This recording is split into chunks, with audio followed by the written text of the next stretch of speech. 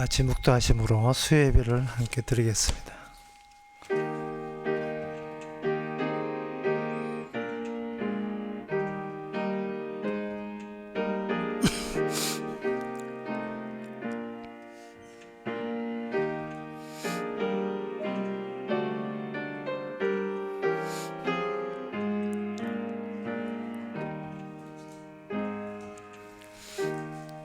내 의의 하나님이여, 내가 부를 때에 응답하소서. 곤란 중에 나를 너그럽게 하셨사오니 나를 긍휼히 여기사 나의 기도를 들으소서. 하나님, 저희들의 대화와 저희들의 모든 관계는 궁극적으로 하나님뿐임을 깨닫게 하여 주시옵소서. 사람들에게는 증거하되 모든 주시는 것은 모든 것이 주께로부터 주신 것임을 저희들이 대외적으로 알릴 수 있는 저희들 되게 하옵소서. 예수님 이름으로 기도옵나이다. 아멘. 찬송가 253장 합시다.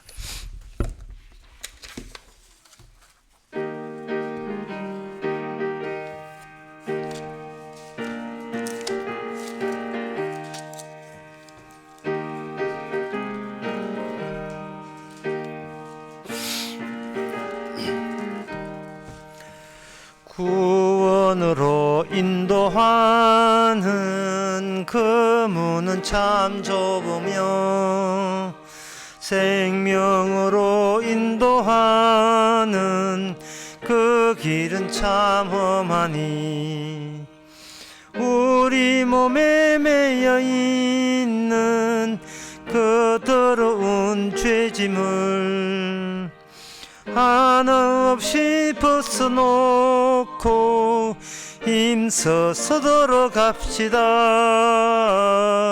구원으로 인도하는 그 무덤은 들어가 영생으로 인도하는 그 생명길 갑시다.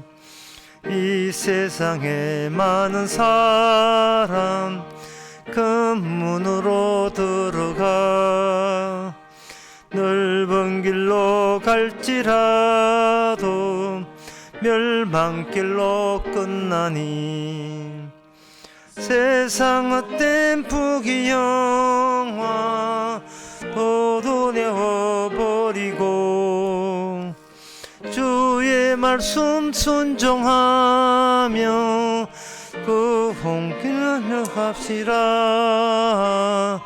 구원으로 들어가면 그 선은 들어가 영생으로 인도하는 그 생명길 갑시다.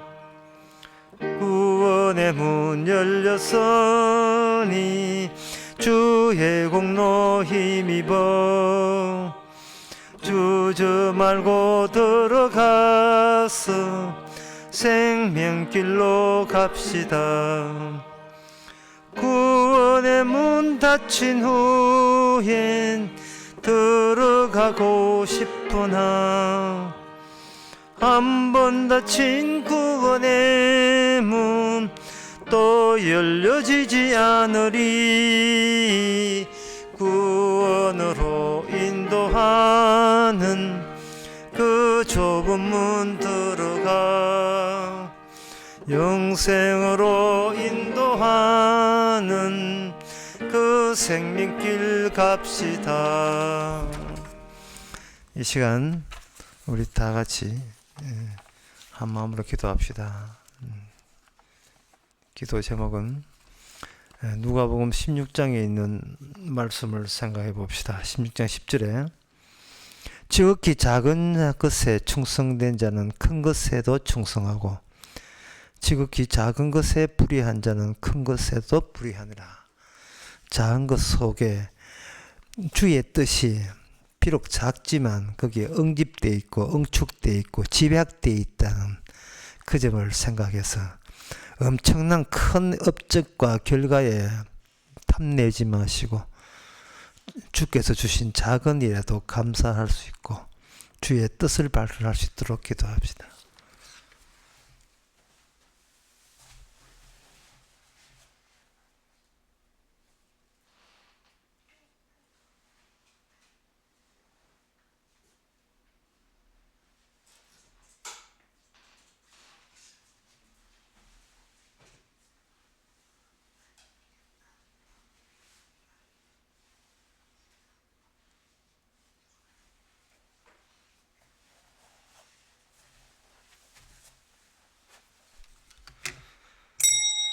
하나님 아버지, 대외적으로 자랑할 만한 것들을 내세워서 기죽지 않고 남한테 지지 않으려는 이 욕심 때문에 주께서 귀하게 주시는 우리 주의 사명을 우리가 놓치는 경우가 없지는 않은지 돌아보게 하옵소서. 작은 것 속에서도 큰 주의 은혜가 있음을 놓치지 않게 하옵소서. 예수님 이름으로 기도합나이다. 아멘.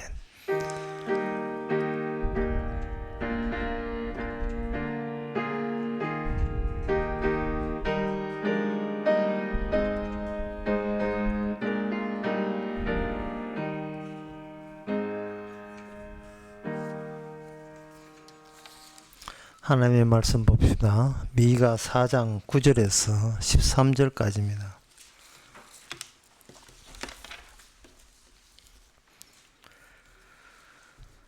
이제 너가 어찌하여 부르짖느냐. 너희 중에 왕이 없어졌고 내 모사가 죽었으므로 내가 해산하는 여인처럼 고통함이냐. 딸 시온이여, 해산하는 여인처럼 예서 구루하여 나을지어다. 이제 너가 성읍에서 나가서 덜에 거하며 또 바빌론까지 이르러 거기서 구원을 얻으리니 여호와께서 거기서 너를 너희 원수들의 손에서 속량하여 내시리라.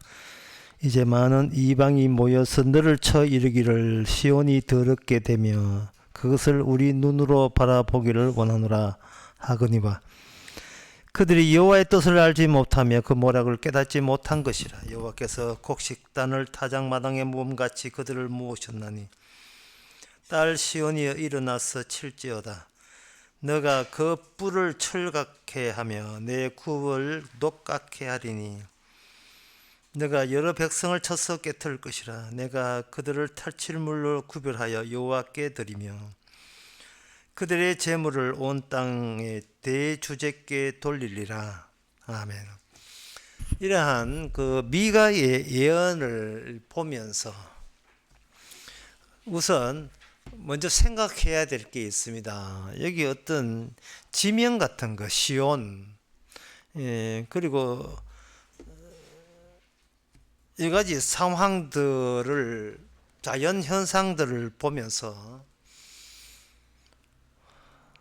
오늘날 우리 과학적 입장에서는 땅은 땅이고 사람은 사람이고 땅과 사람, 그것을 구분을 못할 사람은 없습니다. 다 구분 제대로 합니다.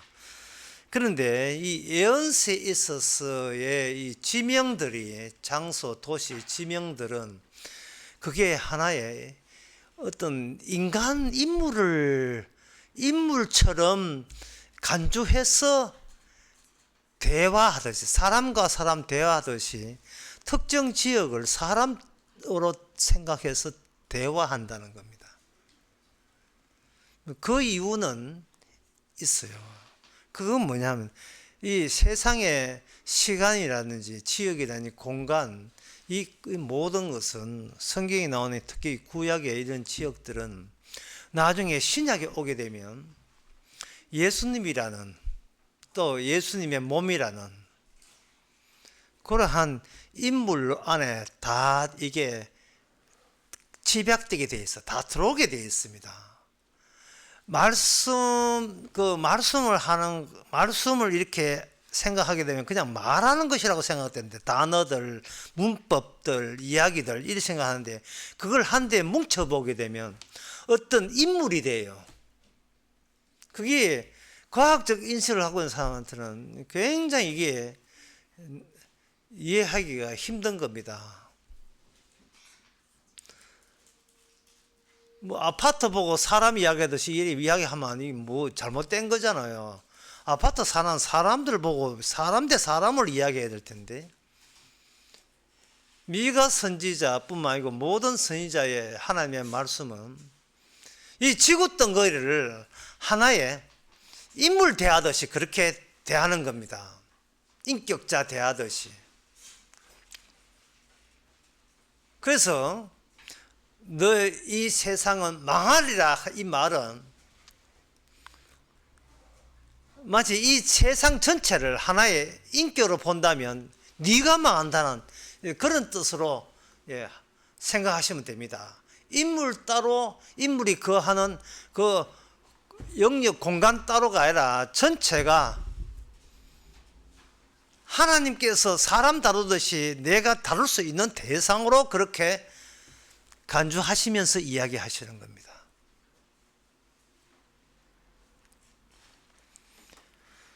왜 그런 이야기를, 그렇게 이 말이 성경 구약과 신약을 통합해서 볼 때에 사실은 그 필수적인 그 안목이거든요.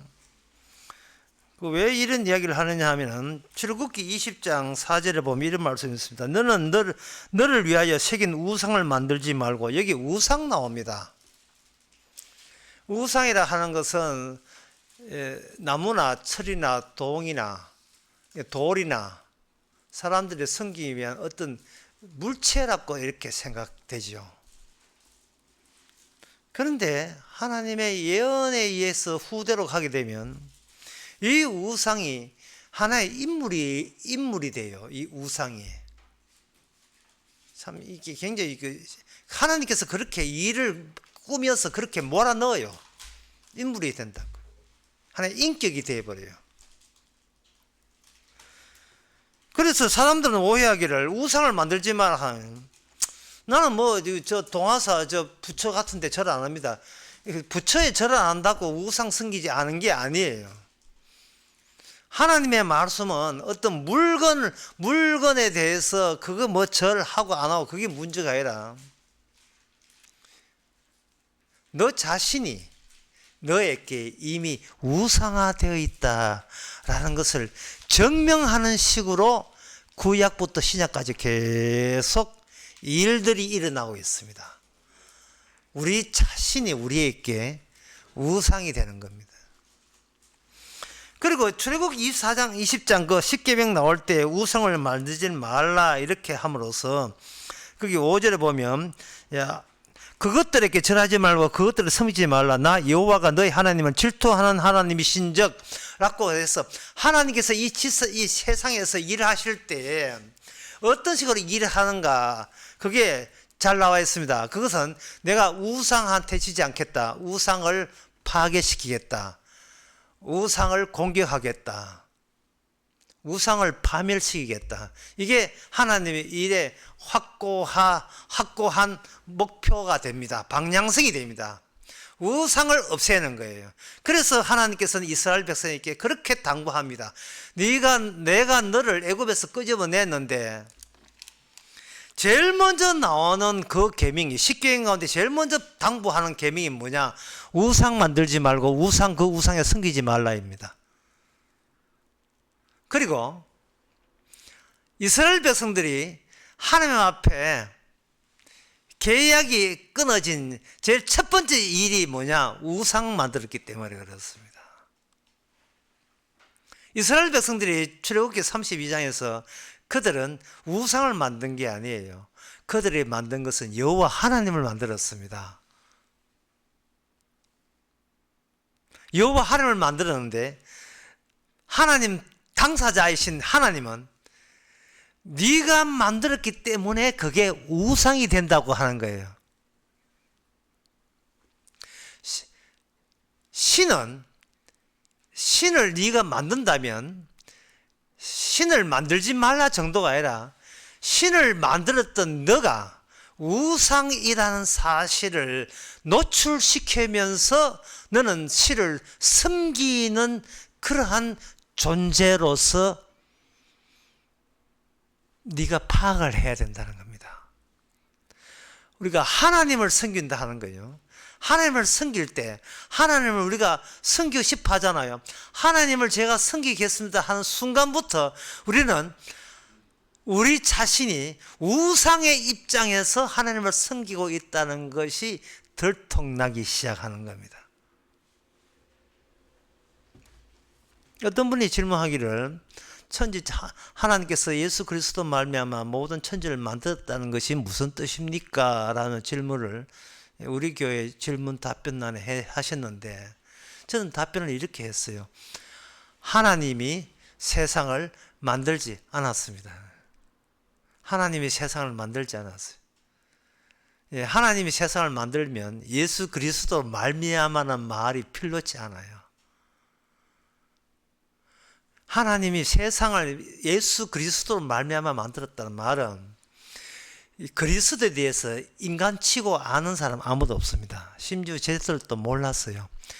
예수님을 모르는 상태에서 천지는 하나님이 만들었다면 그 하나님도 우상이고 그렇게 믿는 너도 그 우상 중에 하나가 되는 겁니다.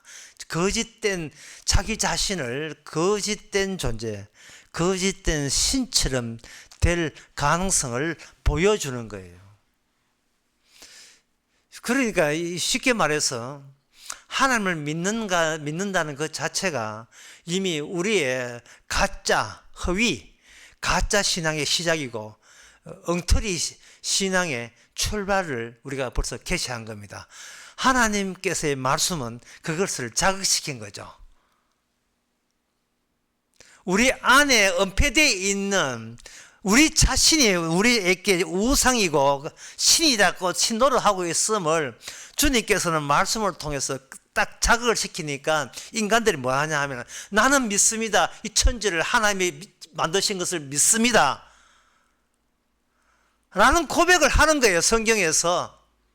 성경적으로 보아서 성경을 보면서 들켰다. 니 들킨 거야 이제. 왜냐하면 예수님과 인간을 하면 대조하는 그 경우에만 비로소 인간 자체가 우상성임을 다 폭로되는 겁니다. 그렇다면 오늘 말씀의 내용의 그 핵심은 뭐냐, 주제가 뭐냐 하면은 이미 파멸은 확정적입니다. 파멸은 끝났어요. 파멸은 이미 확정되었습니다. 최종성은 파국으로 끝나는 최종성은 이미 하나님에 의해서 결심이 났고 판정이 나버린 상태예요. 이 세상의 모든 것은 멸망입니다.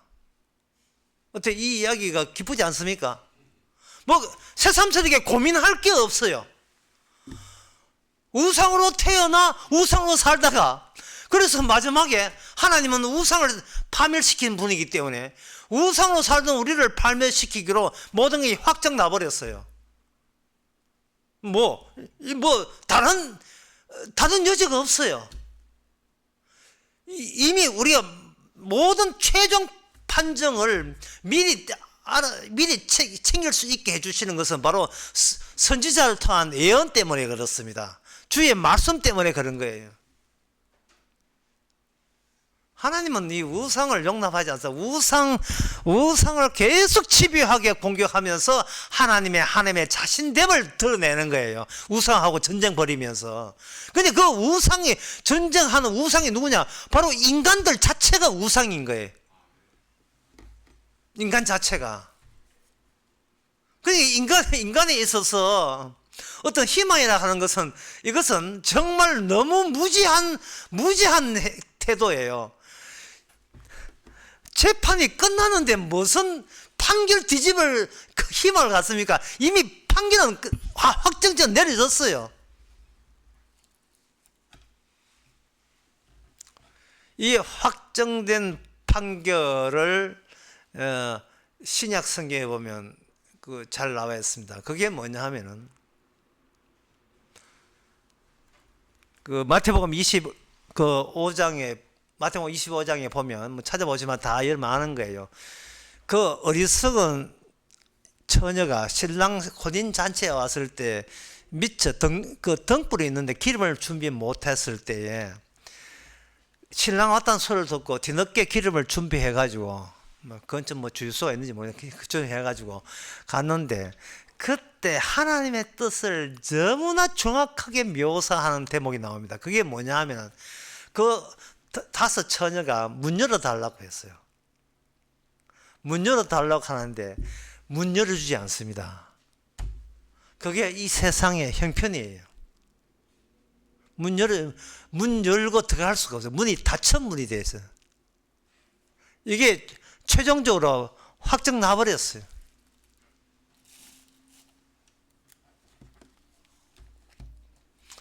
쉽게 말해서 인간아, 감히 네가 어디를 들어와?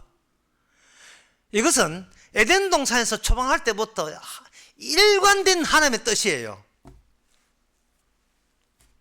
이 우상 주제에 어디를 넘보고 어디를 네가 네 주제도 모르고 여기가 어디라고 여기 들어와? 못 들어갈 수가 없어요. 거기에는 문 닫혀 있고 더 문을 뚫고 들어올 수도 없고요. 오늘 여러 번 이야기합니다. 이러한 결말은 확정 났습니다. 그 확정 난 걸 지금 미가를 통해서 이야기하는 거예요. 우상인 인간은 태어나면서 본인 자체가 거짓 신이기 때문에, 허위적인 신이기 때문에 참된 하나님의 나라에 들어갈 수 있는 자격이나 권한은 이미 없습니다. 그래서 하나님의 뜻은 그 이스라엘을 통해서 어떤 인간도 하나님 계신 곳에 들어가지 못한다는 것을 증명해 주는 식으로 이스라엘을 통해서 하나님께서는 이 세상에 하나님의 뜻을 널리 전파하게 됩니다. 어떤 인간도 우상이기 때문에 들어올 수 없다. 그 대표적인 것이 바로 이스라엘이 우상을 섬길 때 그들은 하나님께 멸망당합니다. 근데 이스라엘은 구원받을 수가 없죠. 왜? 우상을 섬겼으니까요.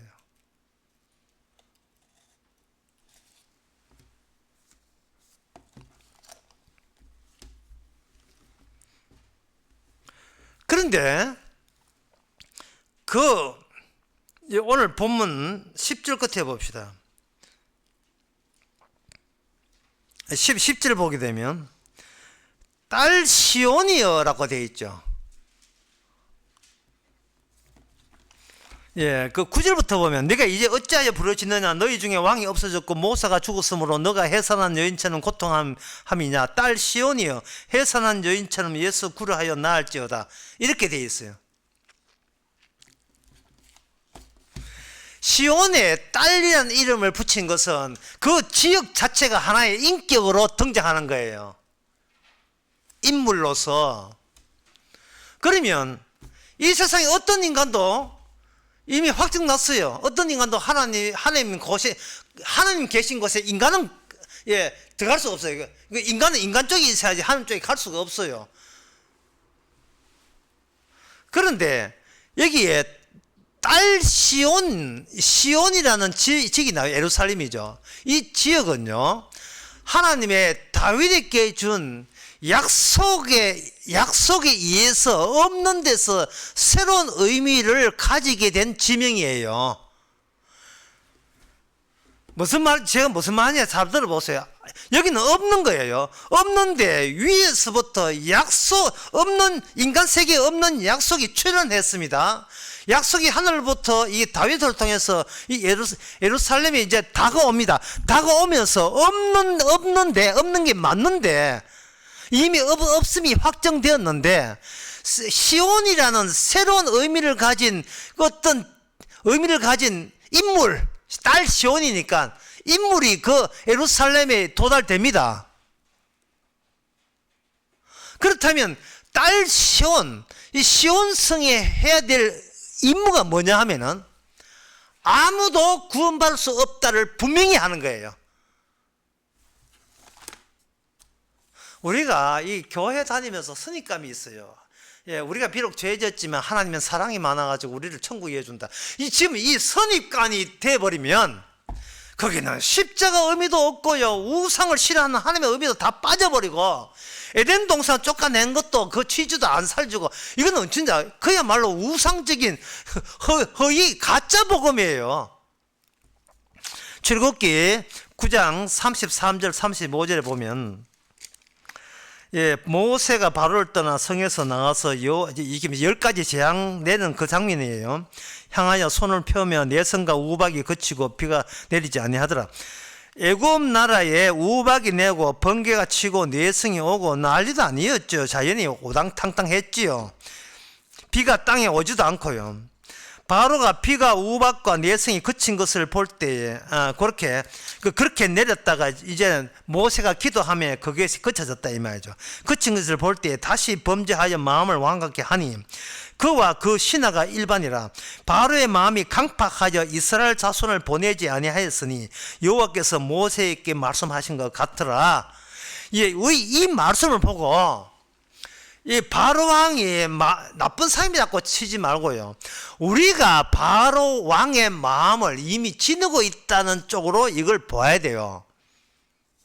숨통이, 바로 왕이 좀 힘든 일이 있었는데 좀 숨통이 좀 트이니까,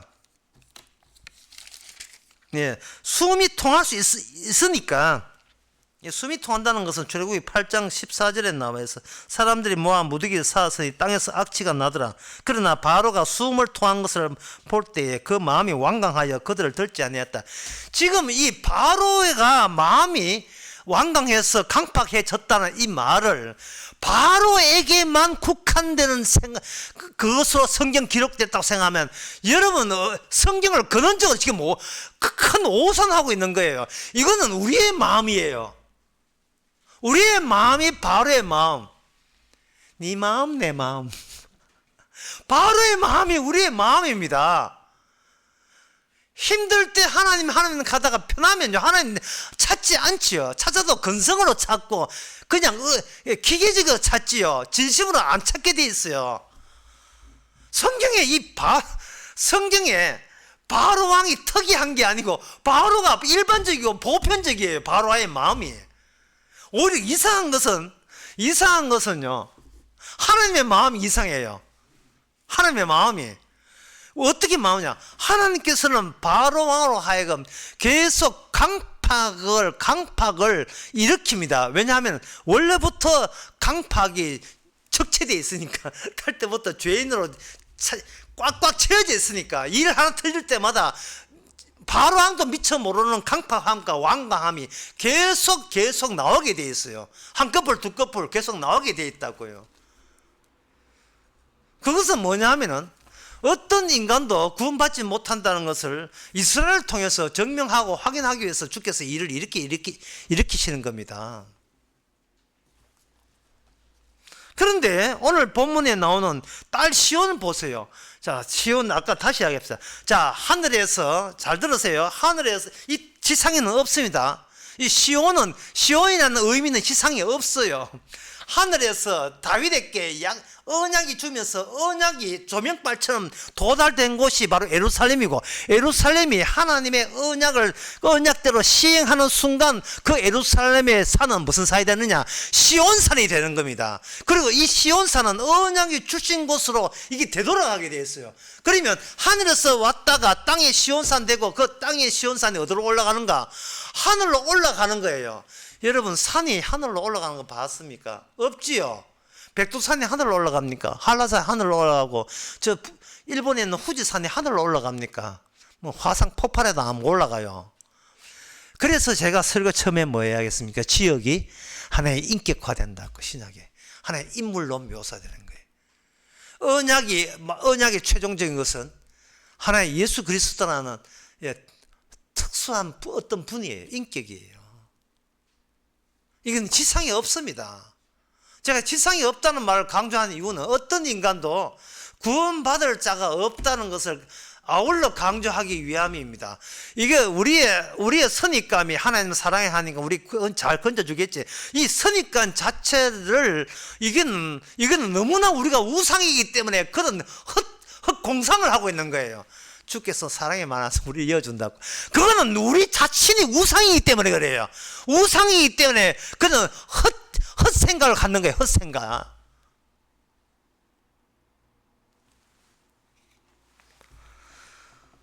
지금 이해됐는지 모르겠어. 하여튼 그냥 가봅시다. 그런데 이 시온에 계시가 주어지게 되면 이 시온은 뭐냐 하면 해산하는 여인이 돼요. 여인이 해산한다는 것은 여자의 몸체 말고 여자의 몸과 다른 이질적인 다른 생명이 여자의 몸의 중앙을 점유하여 장악해서 이게 그 안에서 작던 이 어떤 존재가, 이질적 존재가 여인의 몸 안에서 이게 커져가는 거예요. 그러면 여인의 몸은 어떻게 되느냐? 아파요. 고통스러워요. 이게 바로 임신의 고통, 임신 나오는 것은 해산의 고통, 해산의 고통이 일어나는 겁니다. 누가요? 시온이요. 왜? 시온은 딸이니까, 여성이니까. 여성만이 임신할 수 있어요. 하늘의 계시를 받은 이 창에 존재하지 않는 어떤 인격자는 어떤 특성을 갖고 있느냐 하면은 이질적인 것을 품고 고통하는 모습으로 이 땅에 등장한다는 겁니다.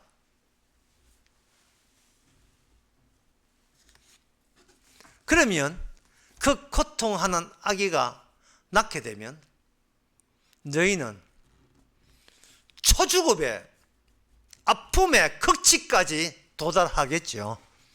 저는 뭐 남자라서 뭐 그런 경우 뭐 했습니다만 두 인격체가 공유할 수 없어서 하나를 생산하고 생산된 아기는 생산된 엄마는 그냥 초죽음 되지요. 근데 사실은 초죽음이 정확한 말이 아닙니다. 그건 무슨 말이냐? 그냥 죽었어요. 그냥 죽습니다. 그게 창세기 35장 16절에 보면 그들이 베들에서 발행하여 에브라스에 이르기까지 얼마 길을 격한 곳에서 라헬이 임신하여 심히 신고하더니 그가 난산할 즈음에 산파 그에 대해 두려워 말라 지금 등남했다 하며 그가 죽기를 임하여 혼이 떠나리라 할 때 아들 이름을 베노니 불렀고 그 아들 이름을 베냐민에 불렀더라. 라헬이 죽음에 라헬은 언약의 아들, 하나님의 축복된 자식 베냐민을 놓고 12자식 다 축복된 거니까 놓고 그 엄마는 죽습니다. 이 라헬이 야곱의 진짜 아내예요. 그 야곱의 할아버지 아브라함은 아예 아기를 못 낳는 여자가 아기를 낳았지만 이 야곱의 진짜 사랑하는 여인 라헬은 자식 놓으면서 자기가 죽어요. 그래 이 말은 무슨 뜻이냐 하면 천국에 갈 사람은 하늘에서 오신 분의 죽음 없이는 그 죽음 속에서 잉태한 자가 아니면 어느 인간도 하나님 나라에 들어갈 수가 없습니다. 들어갈 수가 없어요. 지금 이 복음이 안 먹히는 이유는 지금 우리 자신을 우상이라고 생각 안 하기 때문에 현상이 일어나는 거예요. 우리 자신이 우상이라는 생각을 조금도 안 해봤기 때문에 왜 이렇게 딸 시온이라는 인격자가 해산하는 그 고통을 가져야 되는지를 납득이 안 되는 거예요. 자, 다시 말씀드렸습니다. 어떤 여인이 아픈데 왜 아픈가?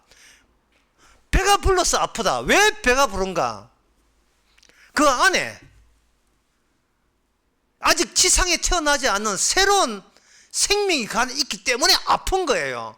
생명은 아픈 거예요. 날 때도 아프고 그 아픔은 뭐냐? 결국은 죽음의 아픔, 이 땅에 죽음이라는 아픔의 연결체, 하나님의 약속을 받은 사람이 죽었다는 사실, 그 내용은 막 몽땅 들어있는 어떠한 생명체의 탄생, 그 사람만이 하늘로 올라가서 하나님과 함조가 됩니다. 제가 어떤 강의하면서 그것을 저는 충무 꿀빵이라고 이야기한 적이 있어요. 요새는 충무 통영이지만 충무 꿀빵, 충무 꿀빵의 특징이 뭐냐 하면은 대부분이 앙코예요. 껍데기는 아주 얇고 대부분 앙코가 들어있고요. 거기에다가 땅콩 좀 뿌리고 꿀 이렇게 빨아놔서 그게 충무 꿀빵이거든요. 앙코가 대부분을 차지해요. 죽음이 대부분을 차지하는, 그냥 인간이라는 것은 그냥 피부의 껍질에 불과하고 그 안에는 하늘에서 오신 분의 죽음으로 꽉 차 있는 그러한 새로운 피조물 잉태자 아니면 그 사람은 하나님 나라에 합류할 수가 없습니다. 왜? 모든 인간은 우상이기 때문에 하나님께서 안 받아줘요. 받아주지를 않습니다.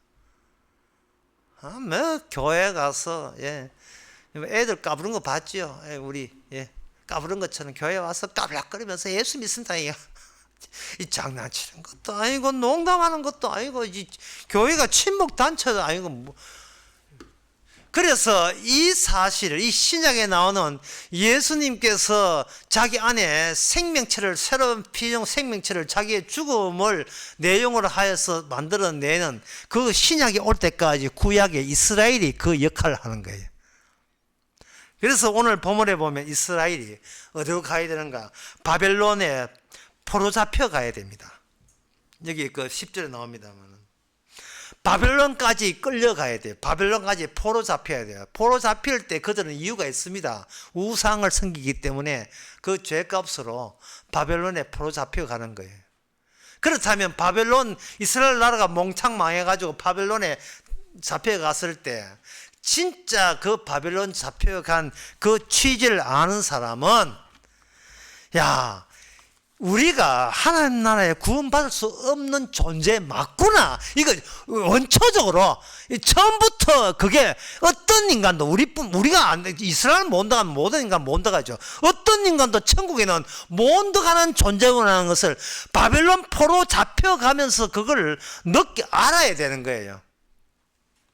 그런데 이스라엘에게는 다른 요소가 있어요. 하늘의 요소가 있어요. 하늘의 요소가 뭐냐 하면은 내가 너를 우상 숭배했기 때문에 포로 잡혀간다. 포로 잡혀간다는 그 소식이, 그 알림, 그 광고, 그 말씀 안에 뭐가 들어있냐 하면은 이걸 아는 자는 70년 만에 다시 돌아온다가 성립돼요. 그게 에레미야 29장 10절에 나옵니다.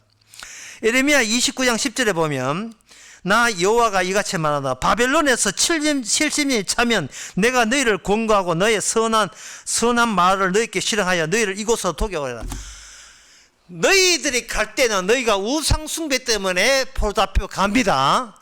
그 다음에 70년이 차면 내가 다시 너희들을 너희가 쫓겨갔던 이 자리, 약속의 땅이 있는, 시온이 있는 이곳으로 오게 한다는 그 약속이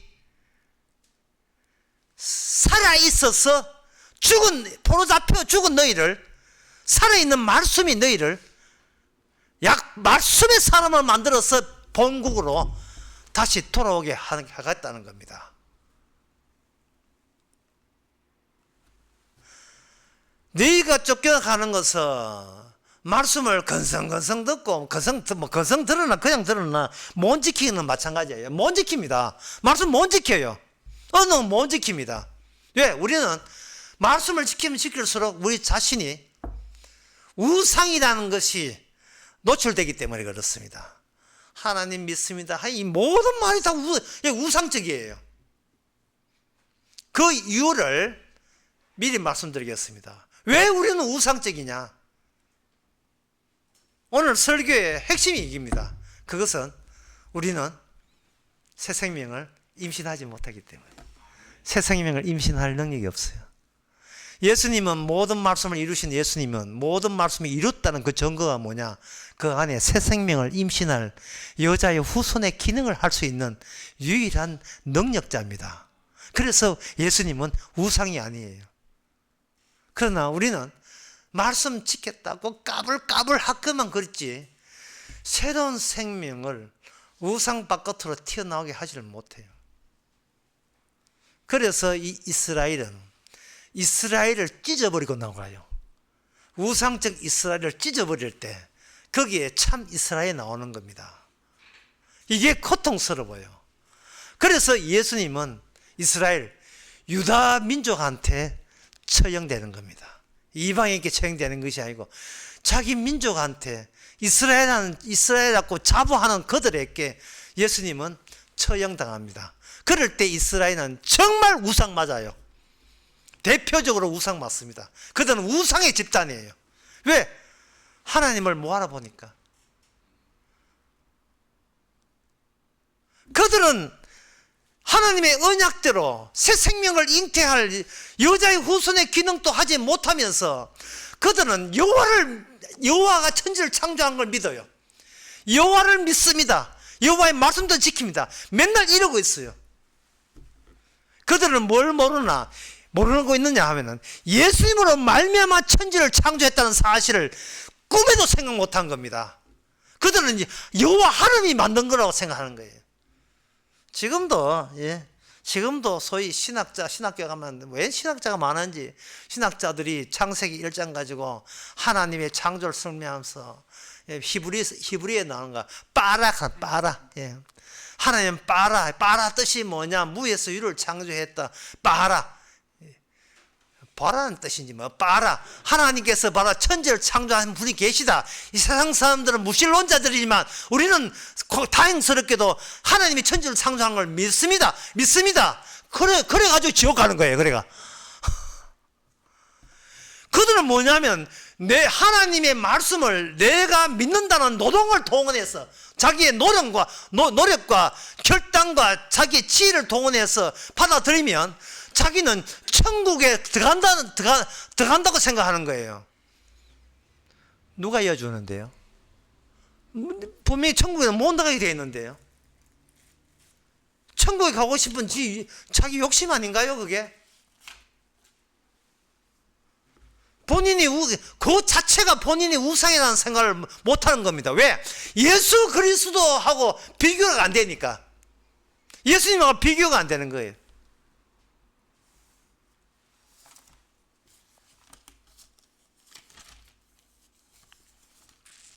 히브리서 9장 13절 14절에 이런 말씀 나옵니다.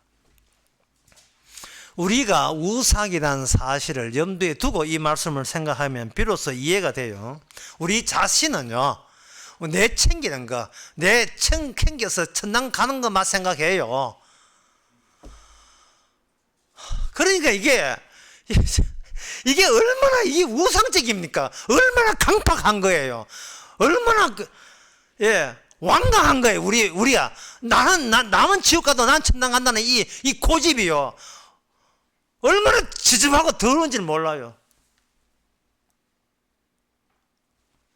지금 히브리서 이 거룩한 말씀 보기 전에, 너무나 거룩한 말씀 보기 전에 이 점을 좀 더 알게 말씀드리면, 어떤 세댁이 있는데, 그 세댁은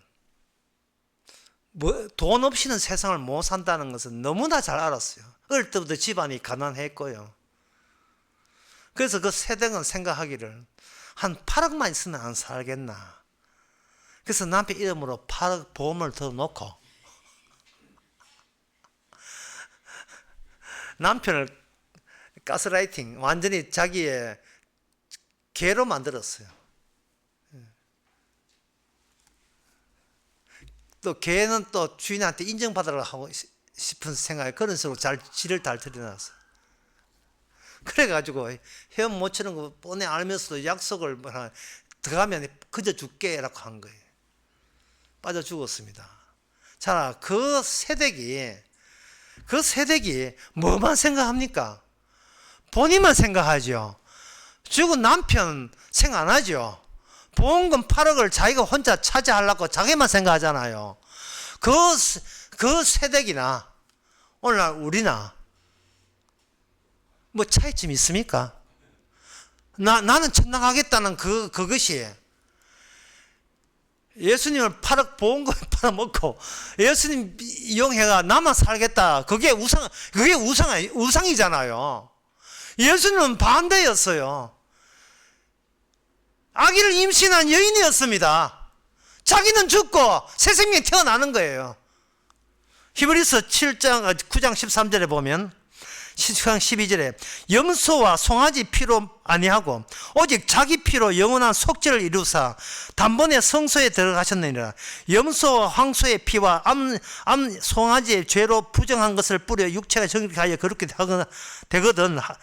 하거든 하물며 영원하신 성령으로 말미암아 흠없는 자기를 하나님께 드린 그리스도 피가 어찌 너희 양심으로 죽은 행실을 깨끗하게 하고 살아계신 하나님을 섬기지 못하게 하겠느냐 라고 이야기하고요. 다시 말해서 성령으로 제물 되신 분이 예수님 빼놓고 이 70억 인군 중에 누가 있습니까? 자격자가 없지요. 더럽다는 이야기거든요. 추잡다는 이야기예요. 하나님께서 안 받는다는 이야기입니다. 그걸 어떻게 하는가? 예수님 오셔서 홀로 본인만 제물이 되셔서 그랬어요. 심지어 사도 바울도요. 나는 십자가 지지 않았다고 얘기했어요. 나는 십자가 지지 않았다. 십자가 질 잽도 못 되고 그럴 체주도 그럴 위치도 있지 않다. 더러워서 십자가 뭐 어떻게 져요? 오직 속죄 제물은 예수님 뿐입니다. 도대체 복음이가 뭡니까? 복음은 반드시 우리가 우상이라는 점을 인정을 하고 복음을 받아들여야 돼요. 우리가 그것도 성령 임해야 가능한 이야기지만요.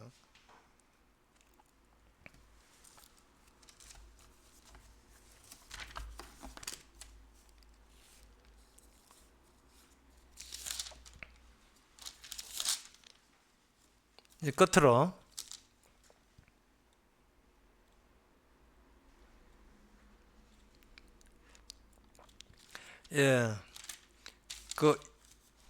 여호수아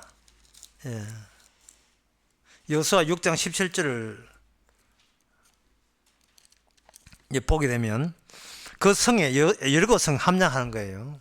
할 때 그 성의 가운데 모든 물건 여호와께 바치되 이래 돼 있죠. 근데 그 바치는데 그게 양강약팔 다시 하면서 제사장이 양강약팔 풀어서 바쳐요. 그 언약궤를 앞장 세웠다. 언약궤는 막 피가 묻거든요.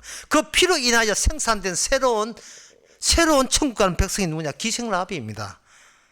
여호수아 6장 17절에 기생라합과 무려 그 집에 동거하는 자는 살리라.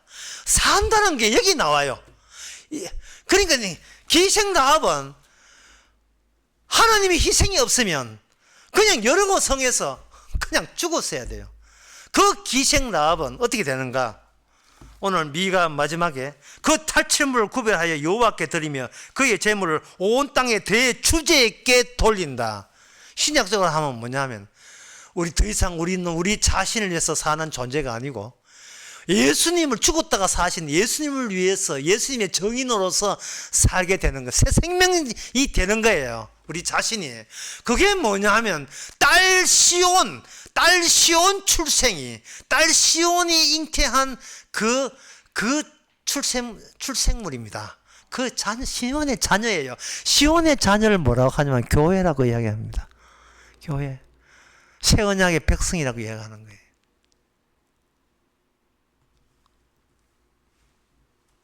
평소에 우리가 복음을 안다고 하지만 왜 하나님께서 이스라엘을 그렇게 고통 속에 포로 잡혀서 고생하고 왜 그렇게 하는가? 바로 하나님께 유일하게 들어갈 수 있는, 못 들어가는데 위에서 온 허락된 약속 안에서 새로운 피조물로만 들어가야 되는 거예요. 그럼 나머지는 어떻게 되는가? 그 나머지는 미가야 4장에 나옵니다.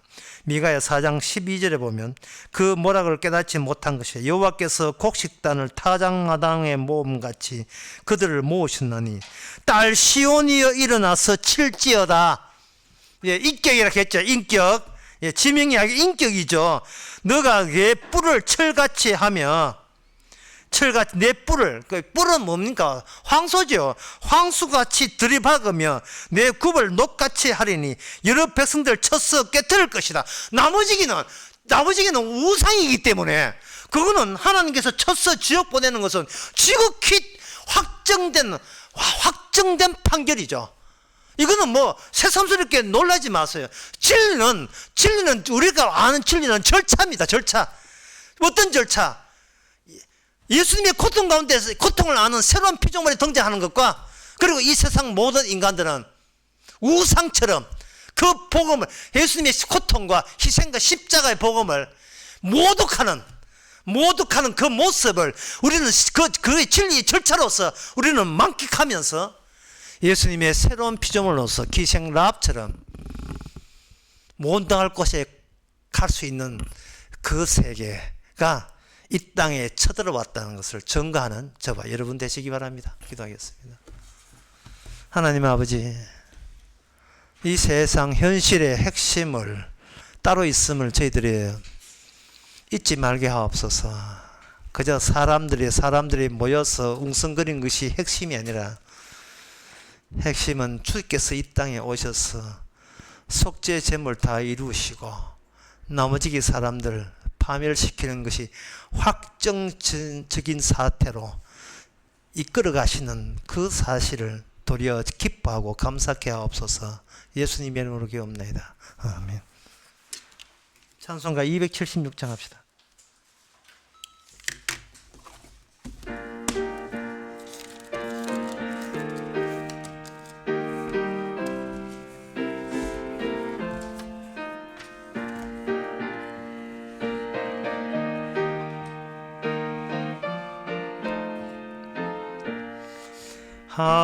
하나님의 진리 등대 길이 빛나니 우리들도 등대되어 주의 사랑 비추세. 우리 작은 불을 켜서 험한 바다 비추세. 물에 빠져 헤매느니 근전에 살리세. 죄의 밤은 깊어하고 성난 물결 설렌다. 어디 불빛 없는 가고 찾는 물이 많구나. 우리 작은 불을 켜서 험한 바다 비추세. 물에 빠져 헤매느니 근전에 살리세. 너의 등불 돋우어라. 거친 바다 비춰라. 빛을 찾아 헤매느니 생명선에 건져라. 우리 작은 불을 켜서 험한 바다 비추세. 물에 빠져 헤매느니 근전에 살리세. 기도합시다. 지금은 우리 주 예수 그리스도의 은혜와 하나님의 거짓 사랑과 성령의 충만하심이 성도와 아닌 사람이 어떤 차이를 나는지 기쁨으로 그 차이를 발견하는 모든 성도에게 주의 이름으로 축원하나이다.